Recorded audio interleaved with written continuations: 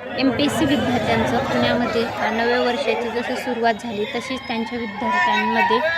वयवाढीच्या मुद्द्यावरून जे होते ते MPSCच्या विद्यार्थ्यांनी जे आहेत आंदोलनं करायला सुरुवात केली होती। 1 जानेवारीला सर्वकडे लोक आनंद साजरा करत असताना MPSCचे विद्यार्थी रस्त्यावर उतरले होते की त्यांना PSI या पदासाठी वय वाढवून देण्यात यावे आणि त्यांना जो आहे त्या विद्यार्थ्यांची वय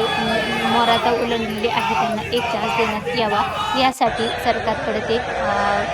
सतत मागणी करत होते की सरकारनेही हा मुद्दा जो आहे तर तो लक्षात घेऊन लवकरात लवकर GR काढावा। परंतु जे आहे तर ह्या आंदोलनाचा जो आहे तर तो दुसरा दिवसही ओलांडला। 1 जानेवारी 2026 रोजी हे आंदोलन सुरू झाले। 2 जानेवारी 2026 रोजी पुन्हा विद्यार्थ्यांनी जे आहे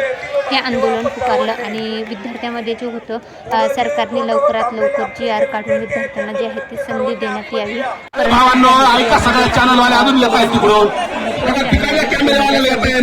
विद्यार्थ्यांनी मनोज जरांगे पाटील जे आहेत मराठा आंदोलक यांना आवाहन केलं आणि मनोज जरांगे पाटील त्या विद्यार्थ्यांच्या आंदोलनात सहभागी होण्यासाठी जे आहे त्यांचे इतर दौरे रद्द करून पुण्यामध्ये जे आहे तर 2 जानेवारी 2026 रोजी पुण्यातल्या भिडेवाडा येथे जमलेल्या आंदोलनकर्त्यांच्या पाठिंब्याला हजर राहिले आणि तिथून त्यांनी सरकारला विद्यार्थ्यांची मागणी मान्य करावी यासाठी प्रयत्नही केले। परंतु ते आराम करण्यासाठी गेले असताना विद्यार्थ्यांना त्यांनी आवाहन केलं की तुम्हीही आता जाऊन आराम करावा आणि उद्याचा पेपर उद्या सरकार काय निर्णय घेतो ते आपण उद्या बघूया असं सांगून सर्व आंदोलन जे होते ते स्थिर करण्यात आलं आणि त्यानंतर जे आहे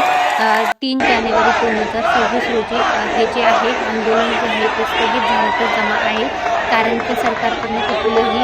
जे आहे ते अपडेट आलेलं नाही आहे आणि विद्यार्थ्यांना आता 4 जानेवारी 2026 रोजीचा पेपर जो आहे तर तो द्यावाच लागणार आहे।